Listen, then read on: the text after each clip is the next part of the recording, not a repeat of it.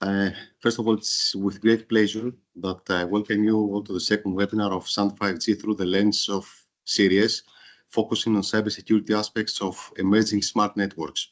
We feel honored and privileged to have as keynote speaker today, the Minister of Digital Governance of Greece, Mr. Dimitris Papasteriou, to address national cybersecurity priorities for 5G infrastructures in Greece, followed by a lineup of distinguished cybersecurity professionals who will present strategic and policy frameworks, as well as institutional implementations to ensure cybersecurity and resilience in 5G networks. A panel discussion involving representatives from national security authorities from Cyprus, Romania, will shed light on challenges faced in operationalizing the 5G cybersecurity toolbox and in harmonizing enforcement of cybersecurity baselines in cross-border 5G scenarios. Today's webinar is supported by the FastSun 5G and 5G Tactic projects, both of which are funded by the European Commission's Digital Europe program. They aim to empower a secure and competitive 5G European ecosystem by supporting both 5G stakeholders, secure their systems and services, and national authorities and member states regulators overview the security status and applied measures that implement their national cybersecurity strategies and legislation. So it is with my great honor and pleasure to give the floor to Minister Dimitris Papasteriou. Minister, the floor is yours. Good afternoon to all of you. I suppose I have to speak in English, as I understand. I wasn't prepared for that, but never mind. We'll find common ways because I suppose that we have common issues, all of us, to solve. It is, I suppose, a great chance to discuss for something that now it's not just a good conversation, but it is something that it is raising every day more and more in front of us. As we see, the situation has totally changed all over Europe, all over the Mediterranean Sea, all over the globe, and as many say, the next, let's say, extreme condition won't be something that will be solved with guns or fights like that, but it will be for sure something that will happen also at the cyberspace. So this is something that we have to take into account, how our countries, how Europe will be ready to address challenges like that. NIS2 was, I suppose, the biggest opportunity for all of us to have a common understanding of what we have to do and also have common approach on procedures that we have to follow. Each country decided to follow a different way. For us in Greece, after we checked the authorities that the Greek government could support and supported, decided to create a new authority. It's not exactly dedicated and independent authority, but it is the new authority for cybersecurity. It is an organization that works closely with our Ministry of Digital Governance, and also the new name that has added this week, and Ministry for Artificial Intelligence. It is an authority that has to do a very simple thing. It is not an authority. It's not a cyberspace police. It is an authority that has to be beside the entrepreneurships and follow and help them follow what the NIS2 says. Okay, this sounds very simple, but it is not, because as I love to say, it's very easy, or it is rather easy to change systems, but it is not so easy to change our mentality. And this is something that the new Cybersecurity Authority of Greece has to insist to be there and bring the very simple thought that the money that the company has to pay nowadays for being more and more secure are for sure less than the ones that has to pay if it would be a victim of a cyber attack.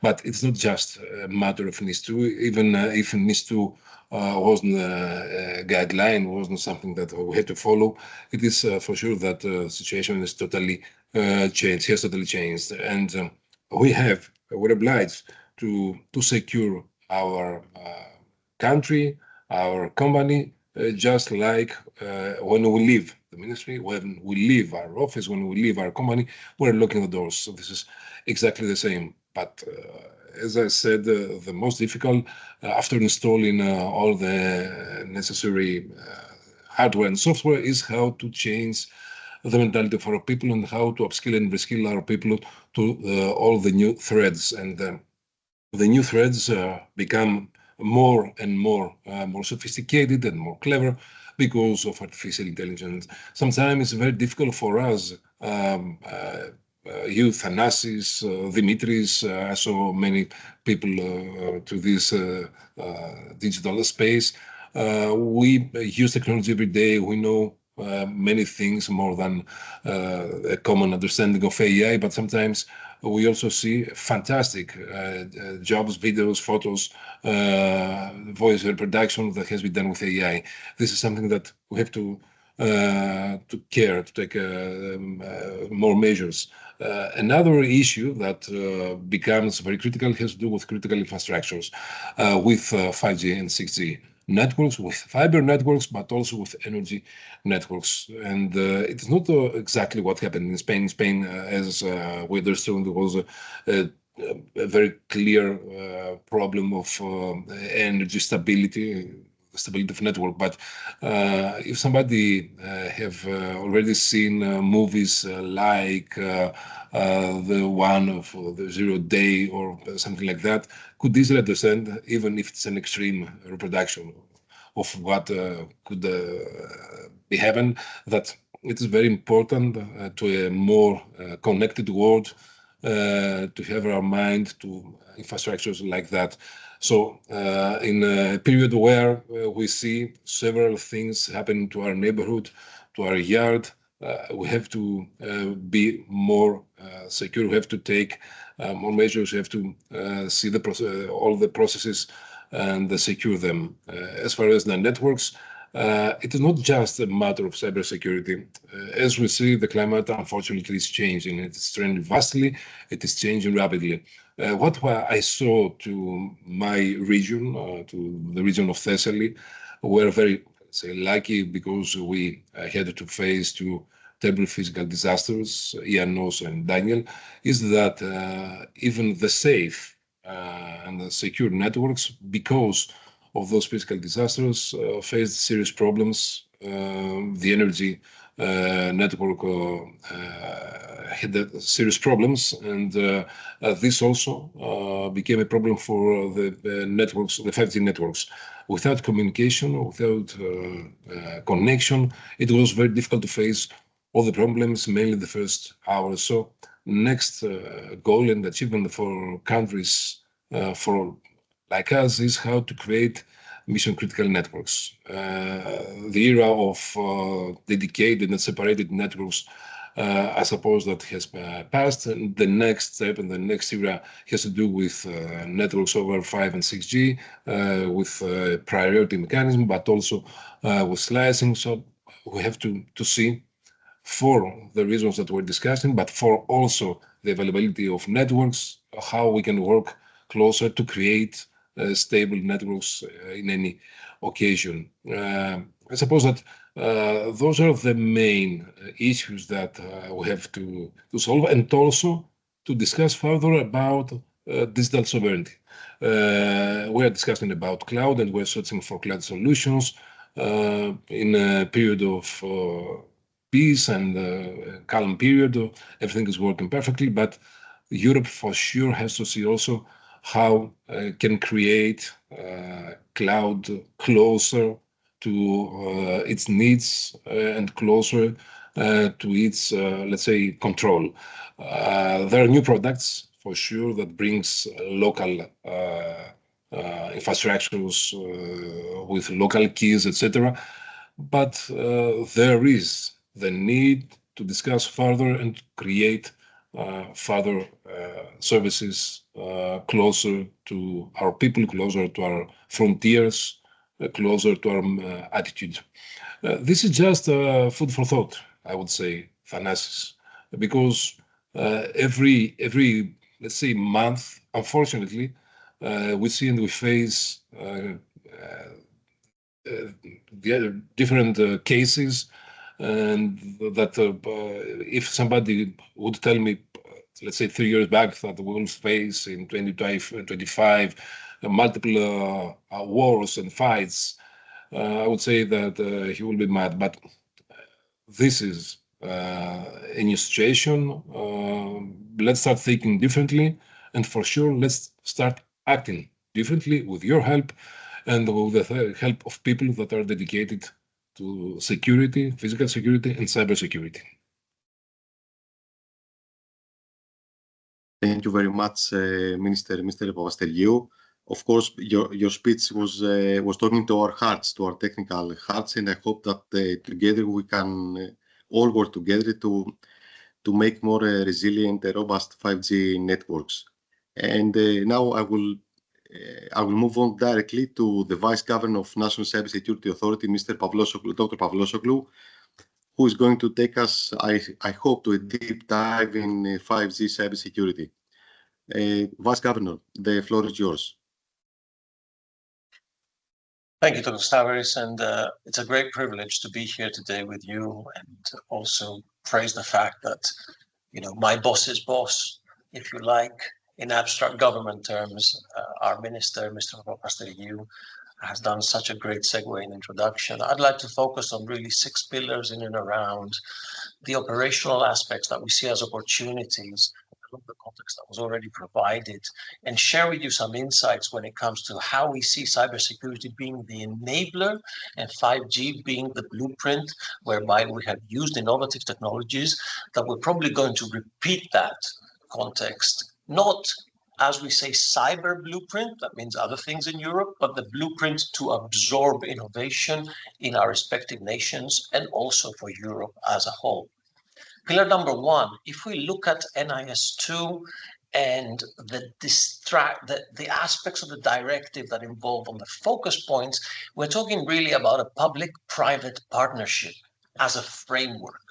What we're discussing here is a collaborative governance between government agencies and private, in our case, telecommunication providers, and not only. The scope of NIS2 is much wider.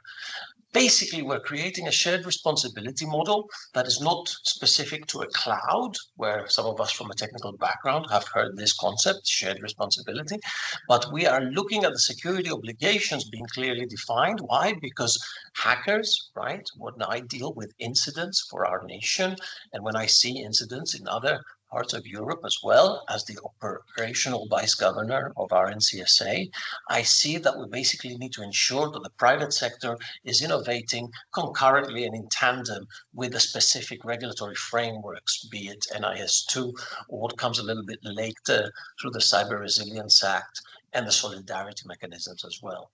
So if we were to forecast a little bit in this first pillar, our discussion, we have a partnership and we have a long road ahead in terms of what Europe has prepared in order to help make us more resilient, starting with the entity, looking at the sector, going up a level into a countrywide area, and then Europe as a whole. That's a great message.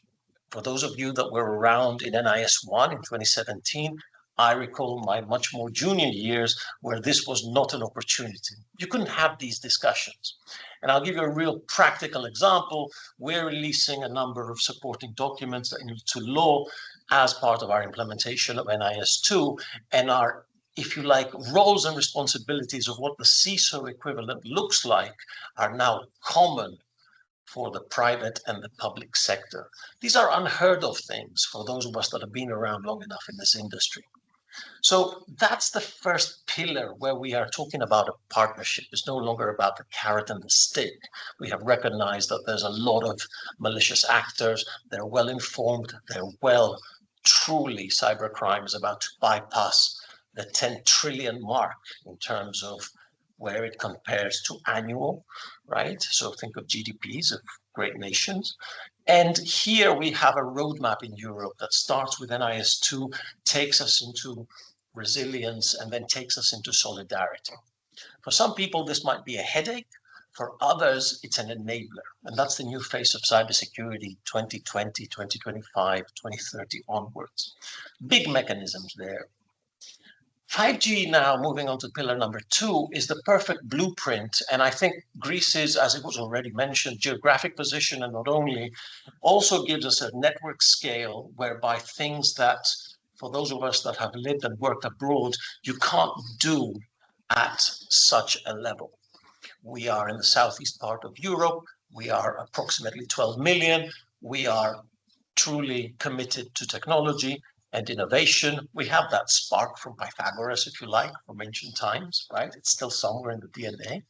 And more importantly, cybersecurity being recognized as this enabler means that we can take something like a 5G deployment and look at it as how it basically evolves as part of the legislative and also the testing and the refinery in around the governance aspects. What is it that we need to do to bring an innovative technology with us on the journey and make it not only compliant, but something that is a win-win for our population and yours respectively.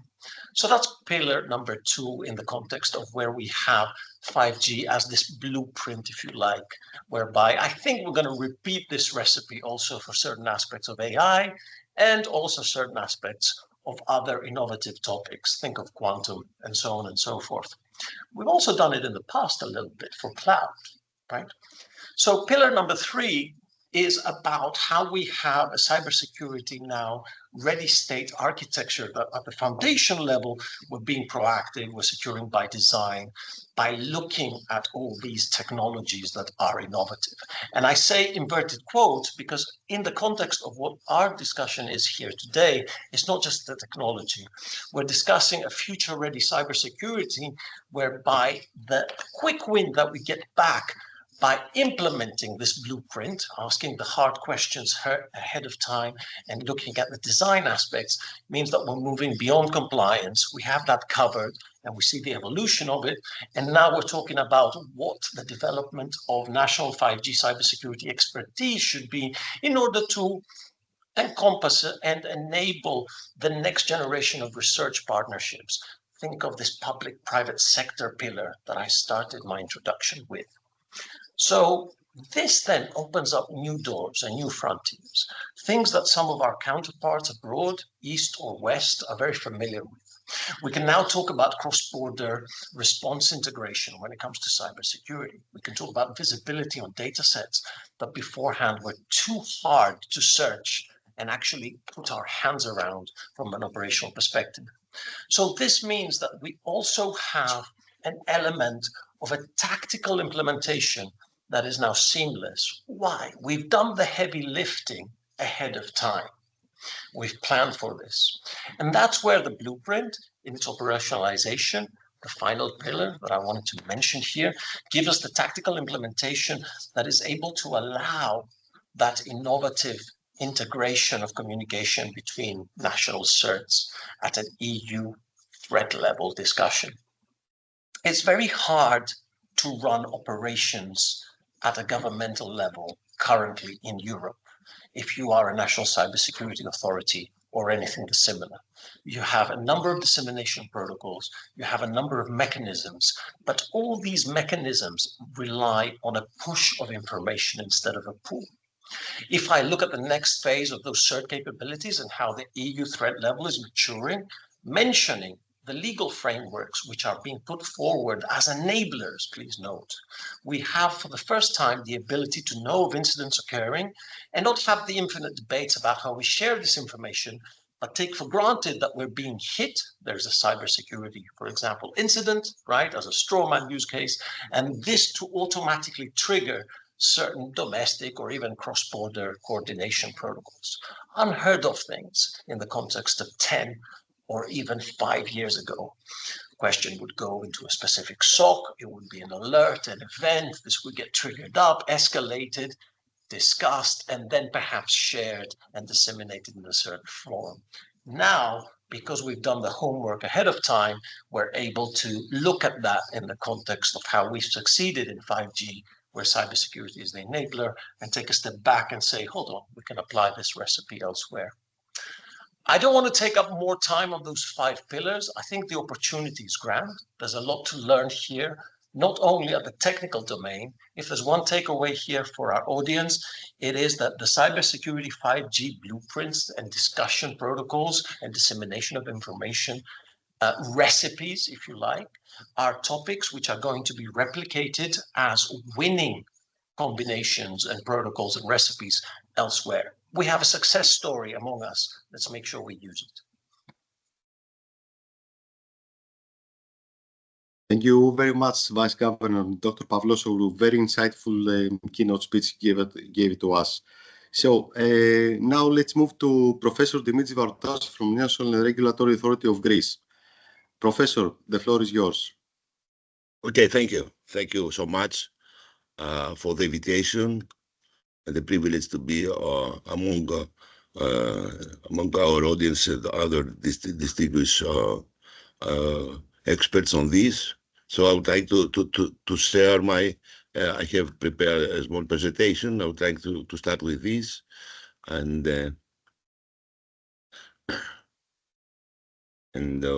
trying to offer some insights from the regulatory perspective. Of course, my idea is to I think, is it visible Thanasis now? The presentation? Yes, we can see it. Yes, Okay. we can see it, Professor. Okay, thank you. So I'm Dimitris Varoutas from EDT, also a professor at the University of Athens. I'm trying to outline a presentation about the EU policy regulation for cybersecurity and to offer to this webinar some updates and discussions and concerns regarding the cybersecurity issue. Just to find how when to change these slides.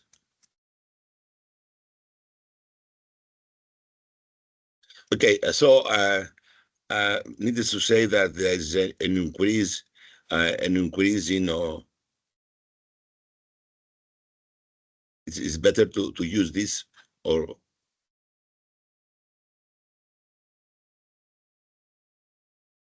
Maybe this one.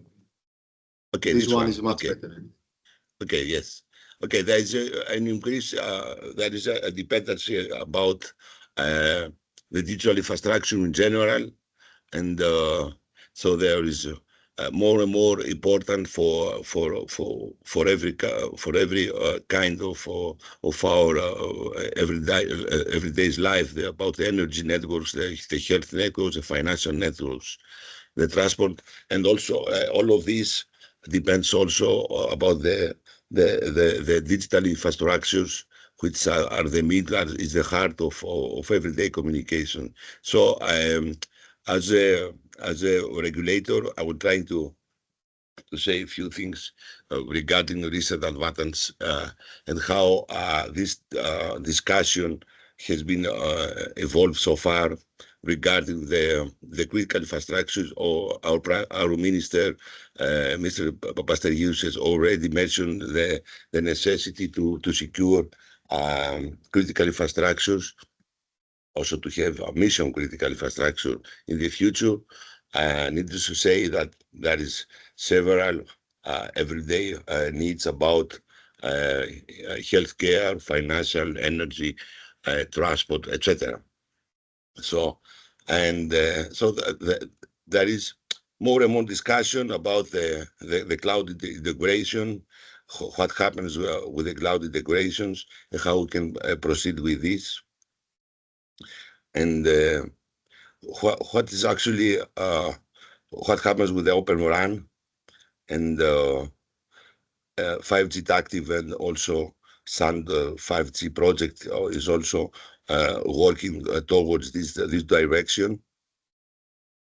So, and another critical parameter in the cybersecurity is the introduction and everyday usage of AI applications. So this is more or less some key aspects of the discussion and critical issues regarding the cybersecurity. So there are several cases where we have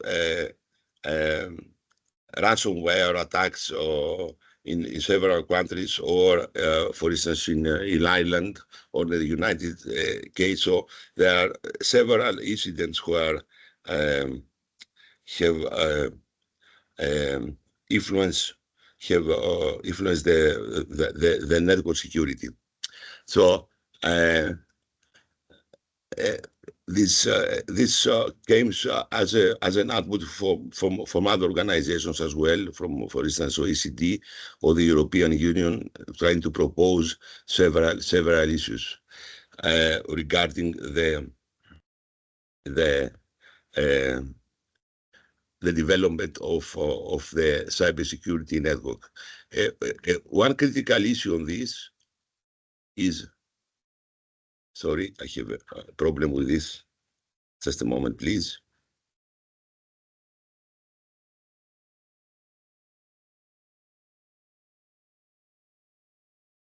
Is it sharing now or not? No, Dimitri, we cannot see it. Sorry.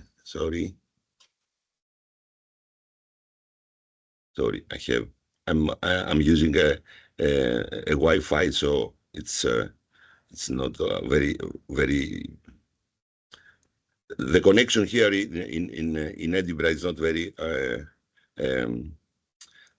very well, despite our approach in our infrastructure in Athens. So I'm trying to connect it.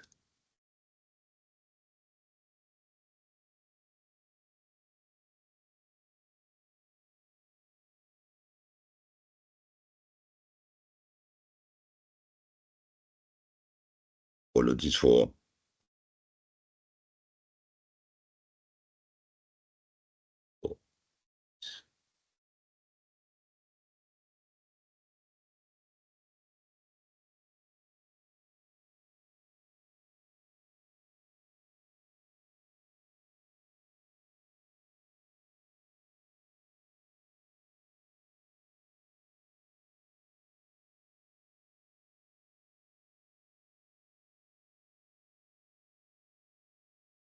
We can see it now, Dimitri. it's okay now. Is it okay? Yes, you're okay now. Okay. Yes. So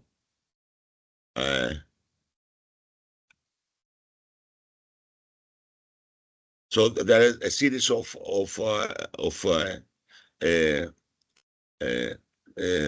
critical incidents who are affecting our everyday life. So that's why we're trying to develop and examine this in critical the criticality of the networks is one of issues that also we're going to influence our everyday life also in the future.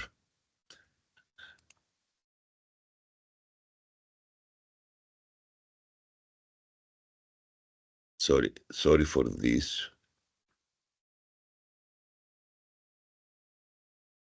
Now I think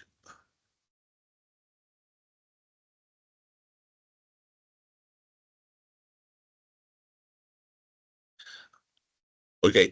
I will try to share it.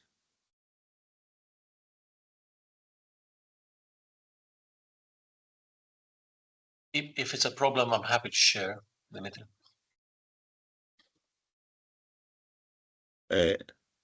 Okay, then can I send you the Yes, presentation? please. Yeah, absolutely. I just need the cues for the slide. It's a little bit old school, right? But for those of us that have been around, Yes. yeah, happy to take the cue. Feel free to ping them across. Okay, so I'm sure you have a better connection. So I will try to pass it through the email.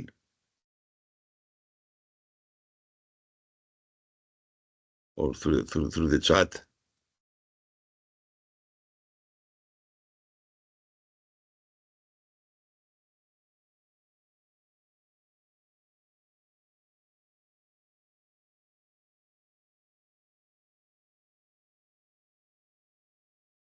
Sorry for that. No, don't worry, Dimitri.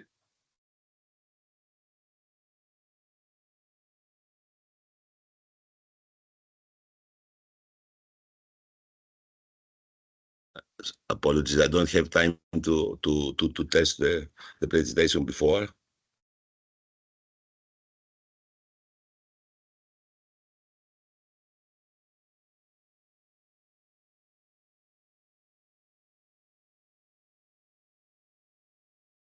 Dimitri, do you want us to give you more time and go to Mr. Oxinos? Yes. Is it possible? Huh? Because Yes. this is also the original program, so I would be Okay, happy perfect. to change. That to be sure. Okay. Thank you. So, Mr. Oxinos, please feel free to join the meeting. Okay. Thank you very much. Thank you. Okay. Thank you very much. Let me just share my presentation. Okay. Okay. Okay. Can you see my presentation? Yes, we can see it. Great. Okay. So, first of all, let me introduce myself and say thank you for the opportunity. My name is Charalambos Oxinos. I work for the Digital Security Authority here in Cyprus in the Regulatory Strategy and Supervision Department. The presentation today will be about the role of national authorities in ensuring cyber resilience for 5G networks. Okay, first, a few words about the structure of the Digital Security Authority, which is under the supervision of the Commissioner of Communications here in Cyprus, and we are responsible for the implementation of the NIS directive, NIS2. And we are the single point of contact and the national competent authority for Cyprus. DSA is comprised of 4 departments: the Regulatory Strategy and Supervision Department, which, among other things, is responsible for national risk assessments, our national strategy, audits, and supervision. There is also the National CSER, which, again, among many other things, hosts our national SOC, and it's responsible, again, is responsible for alerts and early warnings, incident management, and penetration testing. We also have the National Cybersecurity Certification Authority, which is responsible for the national implementation of the European Cybersecurity Certification Framework. And finally, the National Cybersecurity Coordination Center, that is responsible for the coordination of cybersecurity competence development and funding in Cyprus, as well as cooperation with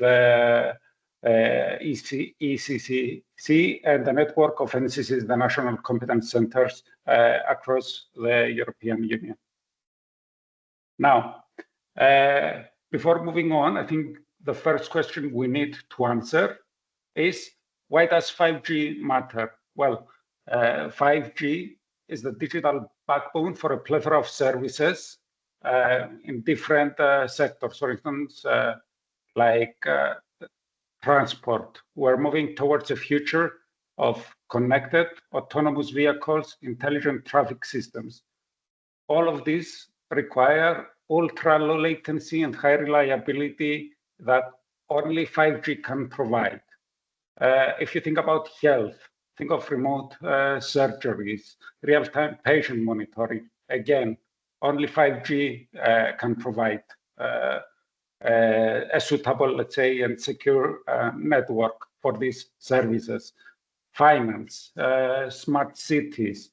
In smart cities is where everything comes, everything converges, and 5G will connect everything from the power grid and water supply monitoring, public safety communications, waste management. Our society's, let's say, vital functions will all be connected to this single digital backbone. Any successful attack on 5G networks can cascade across all critical services. That is why the cyber resilience of 5G infrastructure is a matter of national security. Now, what is the European Union's answer? Well, it's the EU 5G security toolbox. Now, what does the 5G security toolbox deliver? On the top diagram, you can see that at the first, let's say at the top of the diagram, is at the highest level. First is the risks identification, and then these risks are managed through mitigating measures that are the heart of the framework. And these mitigating measures are split into strategic and technical measures. These measures are not implemented in a vacuum. They are enabled and supported by supporting actions that are included in the 5G toolbox. Now, at the table at the bottom, I try to make it a bit more practical and show what does the toolbox achieve and how is it achieved through specific measures. First, it enforces security requirements. And it does this through measures like TM1, which is technical measure 1, that requires operators to implement secure network design and architecture from the ground up. DSA's role is to audit and validate that these baseline security controls are effectively implemented. Second, it delivers supplier risk management. This is done through measures like SM3. This is the strategic measure number 3. This is a key task for us and involves the assessing the risk profile of different suppliers based on a range of factors. Then, based on these assessments, which are done at the national level, restrictions might be and can be applied to HRVs, high-risk vendors, if any high-risk vendors are identified at the national level from the risk assessments that I have mentioned. And finally, it reduces single supplier dependencies through strategic measure number 5, that requires operators to have a clear multi-vendor strategy. And this prevents a situation where the entire national infrastructure becomes critically dependent on a single equipment provider, a single vendor. Now, how is the 5G toolbox implemented in Cyprus? In Cyprus, we're implementing the 5G toolbox with legislation and the decision 408 of 2020 that implements the 5G toolbox. And below here, I put a few examples, some articles, and to which measures they are linked from the 5G toolbox. For example, Article 6 requires mandatory compliance with 3GPP, ETSI, and GSMA standards, and this links to TM1.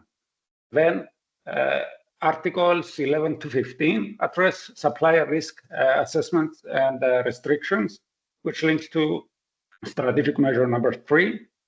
And Article 13 in the decision 408 that requires MNOs to submit multi-vendor strategies to the DSA, to the Digital Security Authority, which again links to strategic measure number 5. Here, I would like to mention that the DSA has supervisory powers. DSA can demand technical, financial information, run audits, and also impose fines. if these measures are not, let's say, maintained or adhered. But I should mention here that imposing fines is not our goal or our purpose. Our goal is to work together with all the stakeholders so as to improve our security posture. But decision 408 and the 5G toolbox doesn't stand, let's say, on its own. There is also a set of complementary measures that are defined in Decision 389 of 2020, which implements core measures that cover risk assessments, business continuity, disaster recovery, and incident reporting. So the way that I would like you to think about it is that we have Decision 389 that is let's say, that is cross-sectoral set of measures that apply to all sectors. So this is our baseline, our foundation. And then we have the vertical measures of Decision 408 that implements the 5G toolbox that are 5G specific. Now, the key takeaways for national authorities are adopt the 5G toolbox and tailor it to your own national context.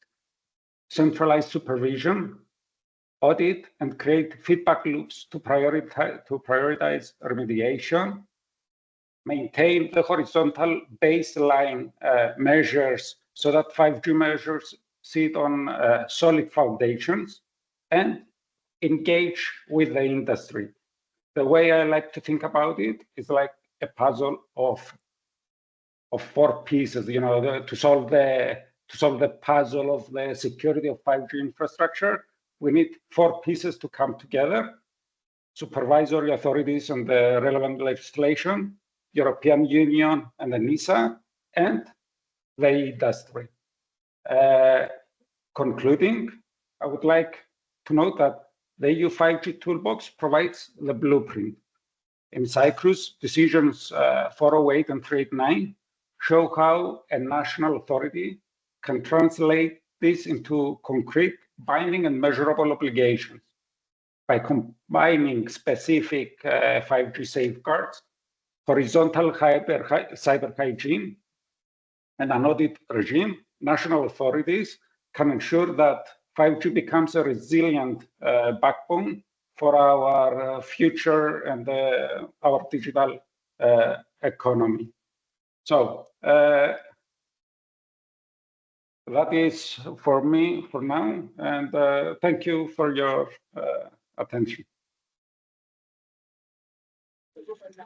Thank you very much. So now we can move on to Professor Vortas.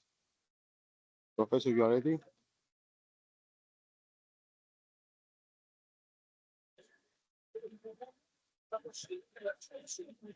Dimitri, we cannot hear you. You are muted. Are you able to see the presentation now? Yes, we're okay. So I would like to be faster because there's the delay. So there are four major technology trends that is also related to other acts and recommendation from the European Union. For instance, the critical infrastructure issues, the cloud integration was also a matter of discussion, and we're going to say a few words later. The Open Networks and RAN initiative. So there is a shift to interoperable open architecture, but this is also an issue of discussion for cybersecurity. And finally, the AI. AI is also able to support the cybersecurity, but also is probably is going to be a threat, because with AI we can increase vulnerabilities to the networks. So there's several issues related to networks. That's why there is an increased criticality of the networks. I will stay to the telecom discussions.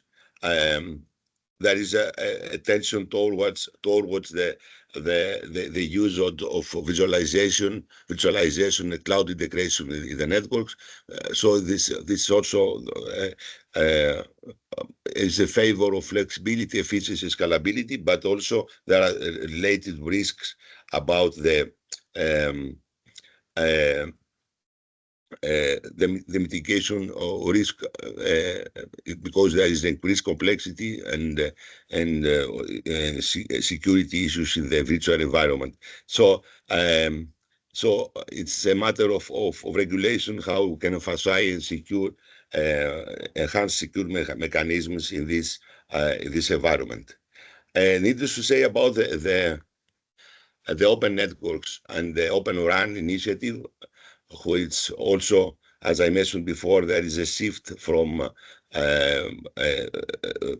specific vendors to open networks. So there is a shift to interoperability of architectures, but also there is several challenges for regarding how we can ensure interoperability between different environments. There is an increase complexity of the networks. So there is also a matter of how you can manage several vendors to maintain a more solid and robust framework for cybersecurity.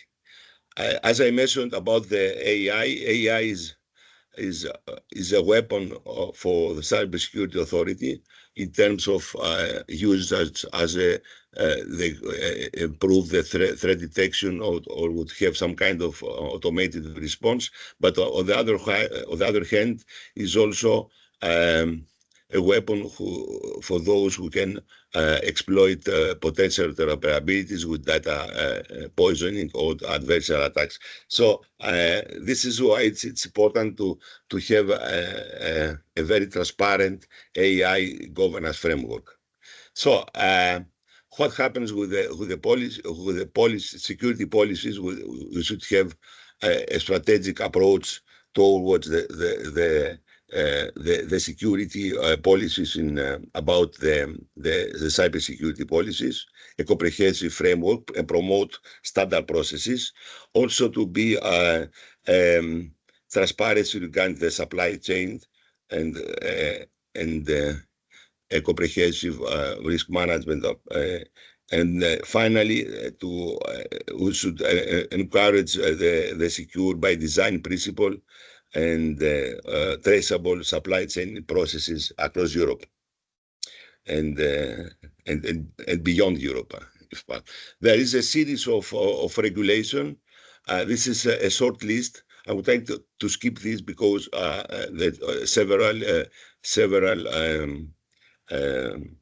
some of them have already mentioned by previous presenters. And this is a snapshot of what actually happens in Europe. I will underline the Word Act. We are now beyond the standard recommendation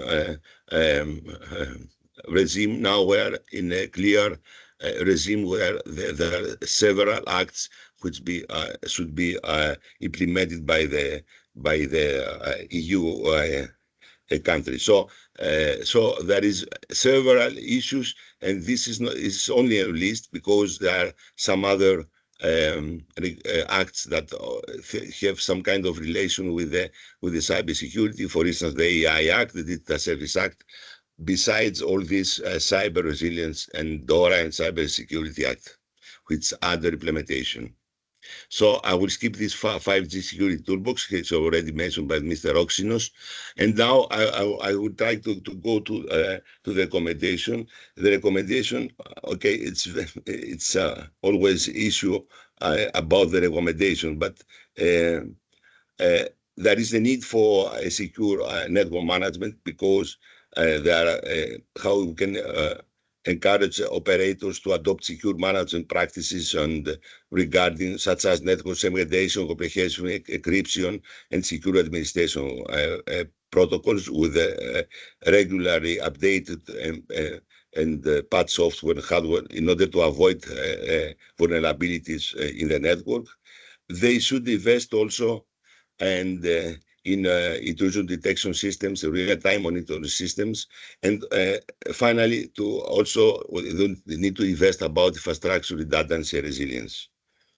And so I'm trying to conclude with there is always an open issue between the balance of openness in the network and the cybersecurity requirements, and this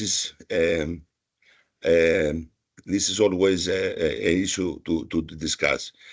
How we clarify the roles of responsibilities between regulators, network operators, suppliers is always a matter of discussion. How we can improve the coordination between all this ecosystem. And of course, there are some emerging technologies just like 6G or quantum computing, who also introduce concerns about the cybersecurity. And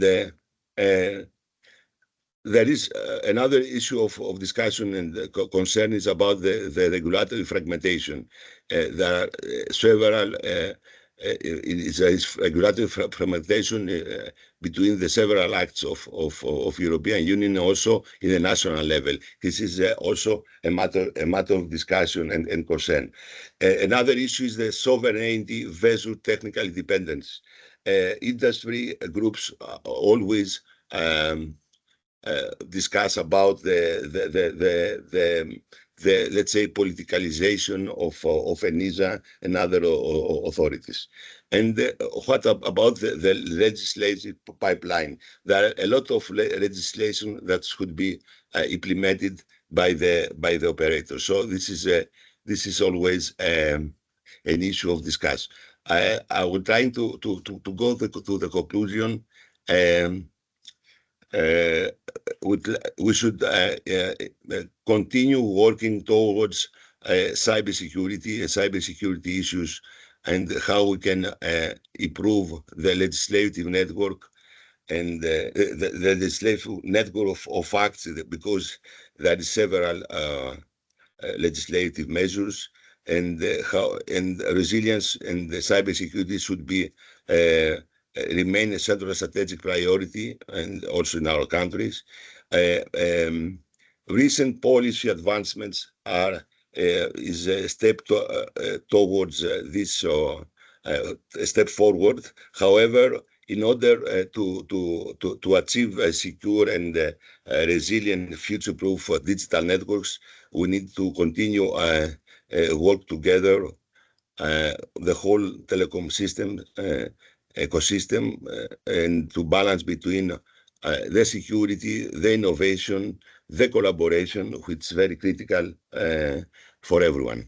So this is more or less. Thank you for your attention, and apologize for the technical problems during my presentation. I will be happy to discuss if there is something you'd like to. Thank you very much, Professor Varoutas. You know, these technical issues are part of digital transformation, so we are expecting them, and we can handle them. So Thank now we will move to the next panel, and I will give the floor coordinator to Ms. Giannakaki. So, Ms. Giannakaki, the floor is yours. Hello, I will go through a quick presentation first before we move to the panel.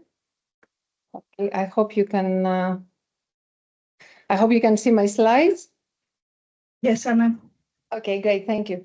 Okay, so my name is Anna Giannakaki. I'm a professor at the National Kapodistrian University of Athens, and today I will talk about a European project we're working on, 5G Tactic, and try to give you an overview of our project. The project is involved in the co-organization of the webinar here today.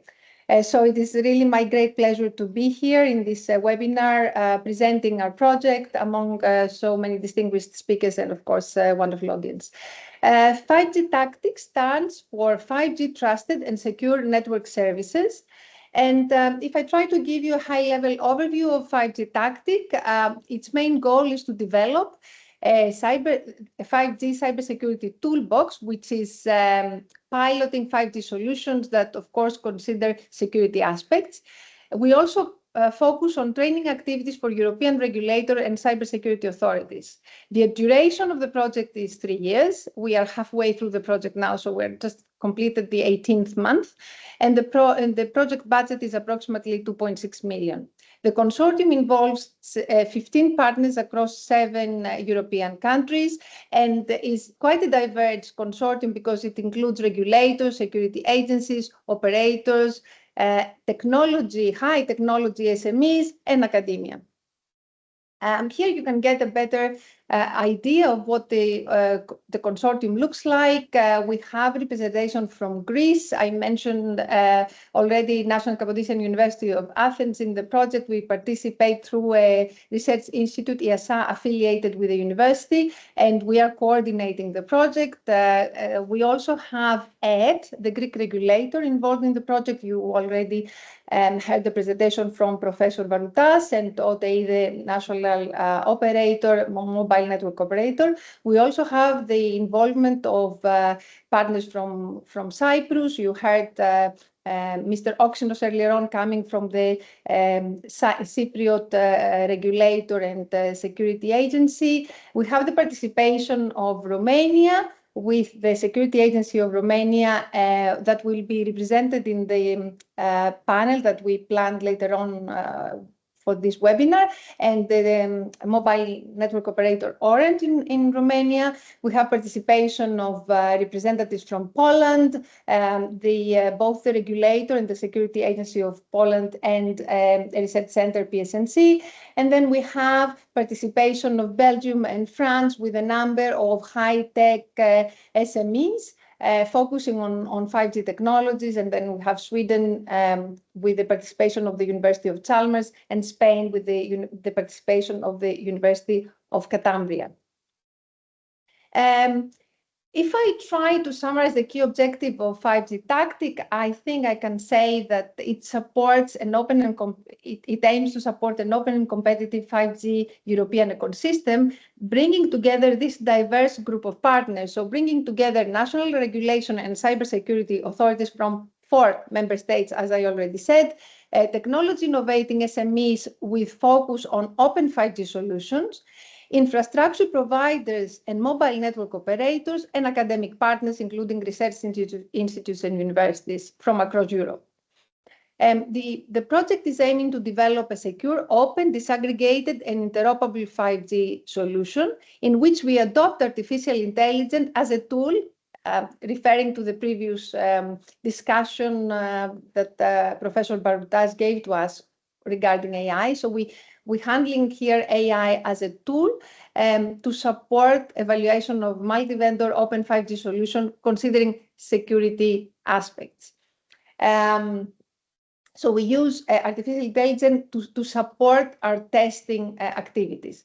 And then, of course, an important aspect of our work has to do with integrating 5G solution, piloting and evaluating 5G solution with particular emphasis on multi-vendor open solutions, considering, of course, security aspects.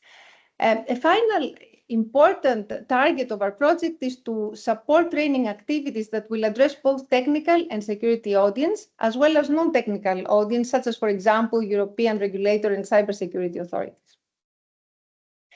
And if I try to move on to the more technical objectives of 5G tactics, I think I can list a few. First of all, we aim to identify and analyze security risks which are associated with the development of 5G networks, particularly in operational environments, with emphasis on open RAN solutions. And we take advantage of the participation of operators in our consortium to be able to do that. We propose and develop strategic and effective technical risk mitigation measure and processes in order to ensure confidentiality, integrity, and availability of 5G networks. And the way we do that, we develop specific technology tools and 5G building blocks that allow to perform and to reinforce security in terms of both, rather, in the design, deployment, and operation of these networks. We focus on the development of security assessment specification and methodologies, trying to extend existing standards, for example, 3GPP, SCAS, and SECAM type of specifications. We're focusing on accelerating deployment and operation of open interface solutions that will enable diversification of the 5G supply chain, and it would limit the issue of single supplier dependencies for 5G network deployment. So we open up the 5G environment and allow for more vendors to come and compete within this arena.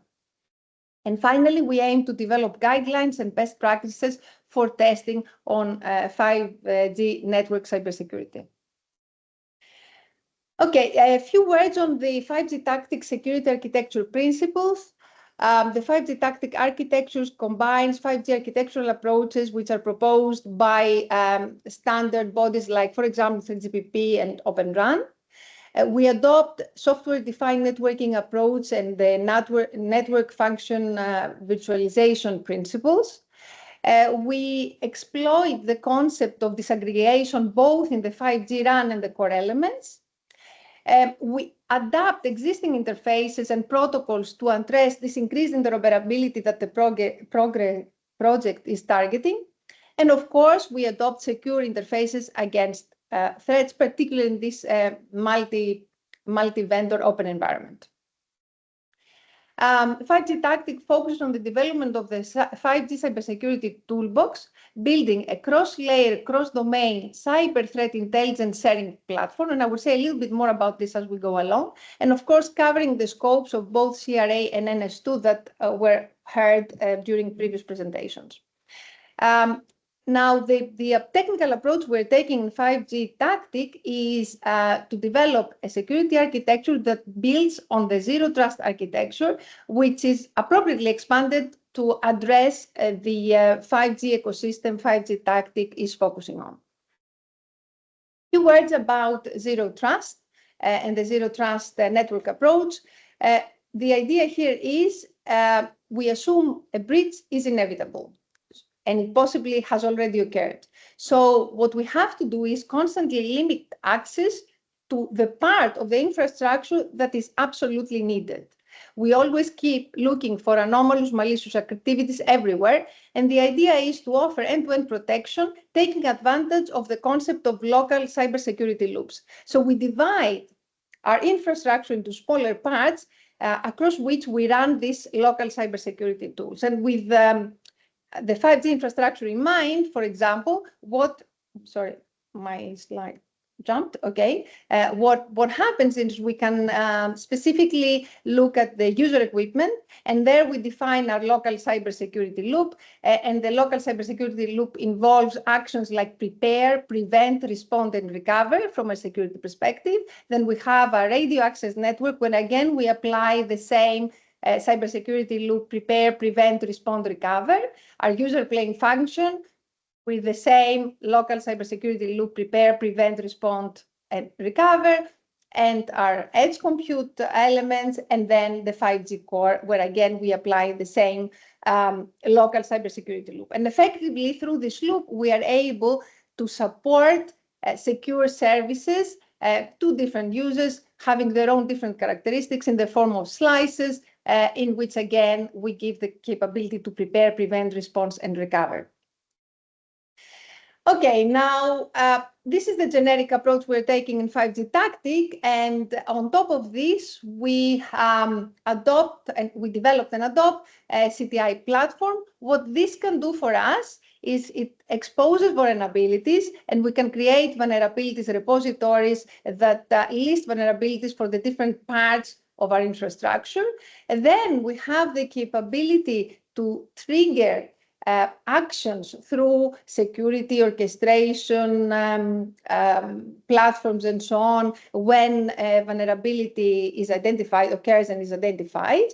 And then we have the capability to expose information to stakeholders. I think it was mentioned by Dr. Pavlosoglu before, the importance of information sharing, and particularly in the context of cross-border environments. So this platform is we think, a key enabler towards this direction. So we have the capability to expose information to different stakeholders that can be response teams, authorities, agencies, operators, to enable exactly this particular functionality. In terms of the and just a point on this slide, actually. So we didn't have this in 4G, for those of you that were around back then, right? So it's very important also to look at the flows of information, and it opens up new third-party risk aspects that we need to cater for in the context of the cross-border theme of this forum as it's detailed in toolkits. So I thought it was important, Mr. Nagaki, to just reference that this is new, therefore the innovation with control and with power, as it was mentioned with colleagues from Cyprus, comes the responsibility to develop the new controls around it. Back to you. Yes, this is absolutely new. And in fact, the zero trust network architecture is a very novel concept that is being proposed in the US. And we thought it's a really good idea to adopt from an approach perspective. And of course, bringing into the 5G context with all these innovative features. And it was really inspiring to hear from you also the need to bring this information sharing across stakeholders. So we are here proposing a new tool, as you highlighted, to be able to do that. So thanks for pointing it out. Okay, so if I can then quickly go to the implementation plan of our project, phase 1 of the project has more or less been completed. Well, in fact, has been fully completed, focused on security requirement analysis and 5G security architecture definition. There we identified key technologies and made security architecture components, security threats and vulnerabilities, and definition of testing scenarios and requirements for the 5G tactic security architecture. This has all been done. Then phase 2, this is almost completed. Development of the 5G cybersecurity toolbox, integration, analysis, evaluation, and testing the main building blocks of the Open RAN and core segments available in the project. This work is mostly done. There's small parts that need to be completed. And then we go into phase 2, which is now ongoing, which is development of supporting infrastructure and lifecycle management for the 5G cybersecurity toolbox. And the upcoming phases, phase 4, here what we have to do is piloting. So basically we need to integrate different technologies together and do our testing. Then phase 5 involves intensive training activities. So we use the technical knowledge, we develop technical material, we will use this to communicate and offer technical training to relevant stakeholders, but we also plan to perform non-technical training, so address legal and policy dimensions of cybersecurity in Europe with emphasis on 5G. And then last phase, phase 6, is exploitation, where we plan to evaluate the ecosystem needs, opportunities, market trends, perform techno-economic studies, and finally prepare business plans for exploitation and commercialization opportunities. And that is everything from my side. Thank you very much for your attention. I think we should now move to the next part of the webinar, which is basically focusing on the panel discussion. And we have 3 participants. Andy Mihai, advisor to the DSNC Director, National Cybersecurity Director in Romania. And then we have Kostas Eftimiou, Senior Cybersecurity Engineer, Digital Security Authority, Cyprus, and myself. So I think I've been asked to take over from Thanasis. So I think I will start with the first question. And in fact, it seems that the first question is addressed to me. And maybe it's actually a natural question to ask right after the presentation or 5G tactic, because the question I've been sent to answer here is, what is the technical approach and environment adopted by 5G tactic to develop the 5G cybersecurity toolbox? Okay, so thank you very much for giving me the opportunity to say a little bit more about the 5G cybersecurity toolbox work we're doing in 5G tactic. in 5G Tactic, what we have done is we have identified and deployed a set of 5G solutions, some of which are open source and some of which are closed and proprietary solutions that are available to the project through particular project partners. Then we spent a lot of time testing these solutions against a set of threats, identified threats and attack, relevant threats and attack. And then we go into the phase of integrating 5G systems from different vendors according to different deployment options and run interoperability and security tests. For our 5G toolbox solution, it's very important to test these solutions in real operational environment. In 5G Tactic, this is possible because as I already mentioned during the short presentation I gave to you, we have two operators that are participating in the project, Orange Romania and OTE Greece, and they give us the opportunity to bring the 5G toolbox solution into their test beds in order to test this solution in a real environment. I hope the answer responded to the question. And I think we can now move to the next question. This is addressed to Andy Mihai. The question is, what is or was the main challenge for transposing the EU regulations into national legislation related to 5G? Andy? Yeah, thank you. I hope you can hear me well. I can hear you very well.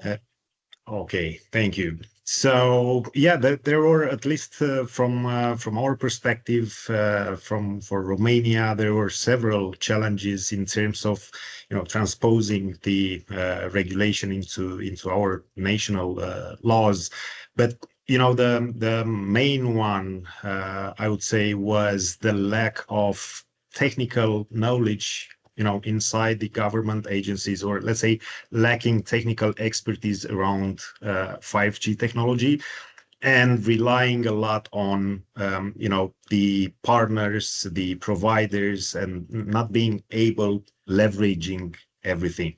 So that was the main one. And one of the solution to that challenge was to have several public-private partnership type of and seminars and webinars trying to balance and correct that lack of technical expertise.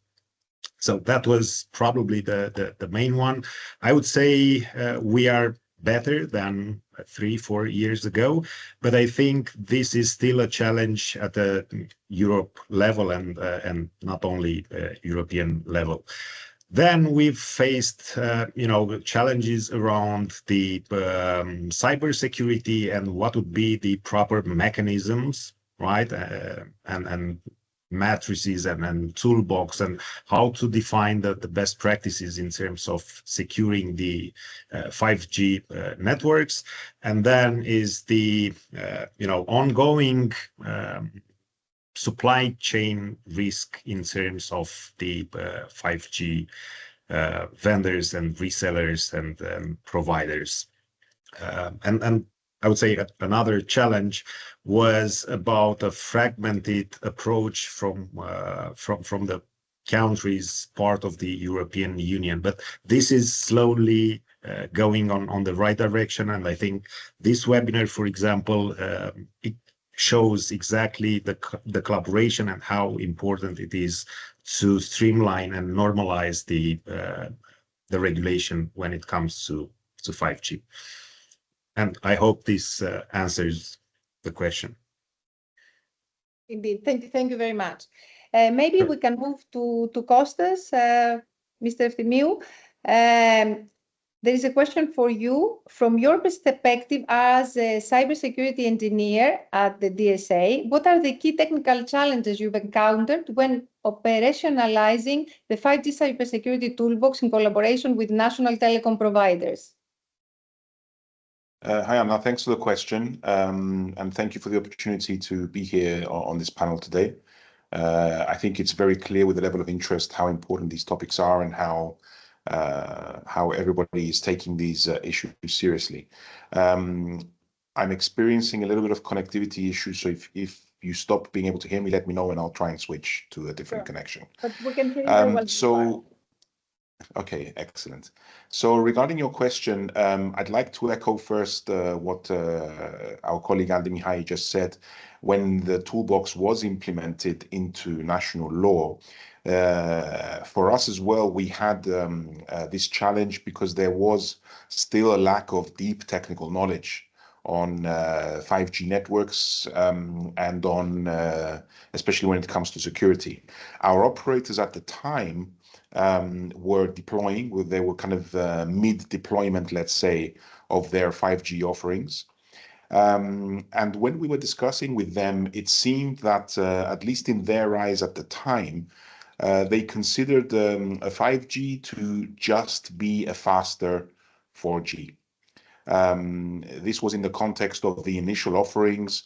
I think it was in other countries as well. Our operators moved to a non-standalone implementation of their 5G offering. So in essence, the promised better services and the innovations that come with a fully standalone version of 5G were not implemented at the time. So this made things a little bit easier when it comes to their own security mechanisms. As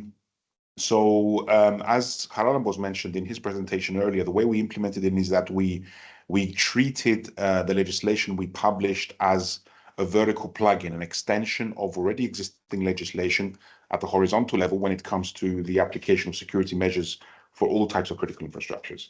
So it was a strengthening of technical controls.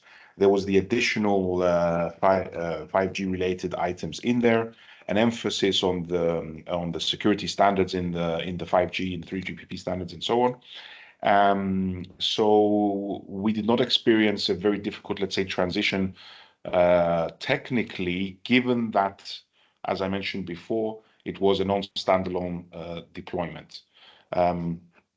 Now things are changing soon because now we see that the operators are going to be reviewing their deployments and slowly moving on to standalone versions with the replacement of cores. And so I think there we will see more technical level challenges. And as always, we try to balance our role in terms of supervision and also capacity building so that we can help them to be ready for this. So we will be right there by their side to see how we can help. Great, thank you very much. Andy, maybe I can go back to you and ask one more question. How EU is preparing to ensure cybersecurity of 5G networks? Would you comment on this? Yeah, and that's a good question, Anna. And I think that the whole discussion today was about securing the 5G networks, and definitely it's about the EU and the member countries. So we all agree that 5G networks are like critical infrastructure for the Europe digital future, right? They are introducing, opportunities, but they are also coming with a lot of challenges. Also, hearing you all today, I can summarize everything you said.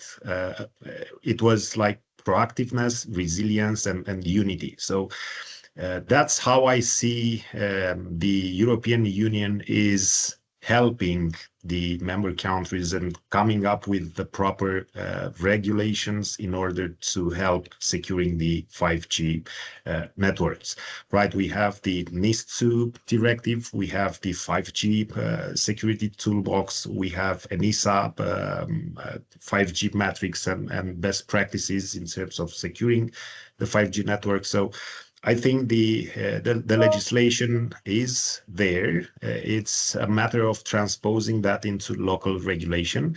it's about adhering to the best practices. And if we also summarize some of them, it's about the baselines in the NIST2 or the 5G toolbox. It's about securing the supply chain. It's about a strong access control.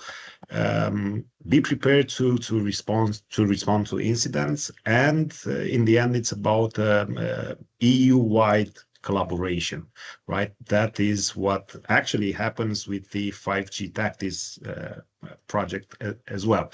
So cross collaboration is important in strengthening and coming up with the best practices, and constantly updating policies and toolboxes to stay up to speed, up to date with what's happening in the industry, and not only in the hardware or software industry related to 5G, but also related to vulnerabilities that are posing risk to the 5G networks.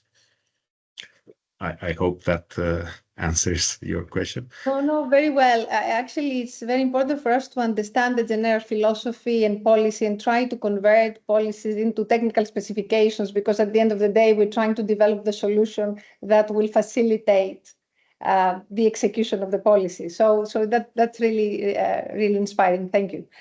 Okay, then maybe Costa, I can go back to you and ask you one more question. How is the DSA in Cyprus addressing the need for real-time threat intelligence and incident response mechanisms in the context of emerging 5G specific threats? Are the technical capabilities of platforms under development or deployment? Okay, so that's actually quite a good question. So we, in the DSA, we integrate also the national CSIRT. And now there is a lot of work that goes on in the background when it comes to real-time threat intelligence feeds from different sources across different platforms, and we always try to pass these on in real time if possible, or at a minimum on a daily basis to our entities under NIS2. Of course, this includes also the ISPs, mobile operators, and so on. Now, in terms of emerging threats, we are looking at this closely right now, because it's difficult when you're talking about the telco level. But there are vulnerability databases out there. There are some companies that we've got, let's say, on the radar that are quite active in this area, that we want to identify and use such services, not just for these kind of feeds, but also some of these offer some very in-depth specialized training services for 5G security. I've seen some of their provisions, and they're really, really good. Of course, I can't mention specific names right now.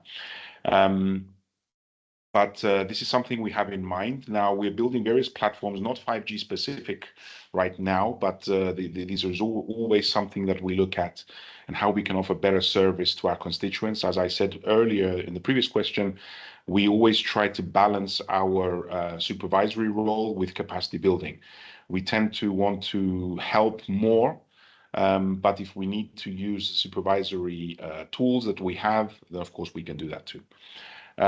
So I think this is an emerging set of 5G specific threats which are coming, and this will probably be made worse as we transition to standalone, and also with the prevalence of the emerging technologies. So I'm thinking quantum, I'm thinking the necessary transition to post-quantum cryptography, which will be a big challenge and something that we need to work together with the operators on. It's quite difficult from the regulatory perspective as well, because we have to keep track very fast. We're constantly building capabilities for ourselves, new activities, new types of tasks to keep up and be abreast of the developments. So this is quite a challenge for us, and we are doing our best to see how we can help and be of service. Thank you. Indeed, it's a big challenge to follow up technical developments in these fields. You mentioned a few cases where there is really deep science involved. So yes, we can appreciate the challenge there. Thank you so much. I think I can see one question in the panel. We're reaching towards the end of our slot anyway, but there is one question that I think maybe it's addressed to me. The question is, did the vulnerability testing leverage frameworks such as GSMA, NESA's Network Equipment Security Assurance Scheme or similar? I think this is probably referring to the discussion I tried to give on the work we do in 5G Tactic. Indeed, we have looked through this kind of schemes. We did a very detailed review of existing frameworks. In fact, these are all documented in specific deliverables that focus on the methodology and framework approach we take. So yes, a lot of the work we do is inspired and leveraging on frameworks like NESA's. Yes. I think I don't see any more questions, and I think we have reached the end, as I said before, of our time slot. So I think I would take the opportunity to thank our distinguished speakers for being here today, giving us their viewpoints and sharing with us their knowledge, thoughts, and ideas. I think it has been extremely interesting and useful. I would like to also thank the audience for staying with us for the duration of the webinar. And I hope we can organize another event as a sequence of this not in the very far future. Thank you all so very much. Bye-bye. Thank you once more for the opportunity. Take care, and thanks for a great event. Thank you. Thank you. Bye-bye. Yeah.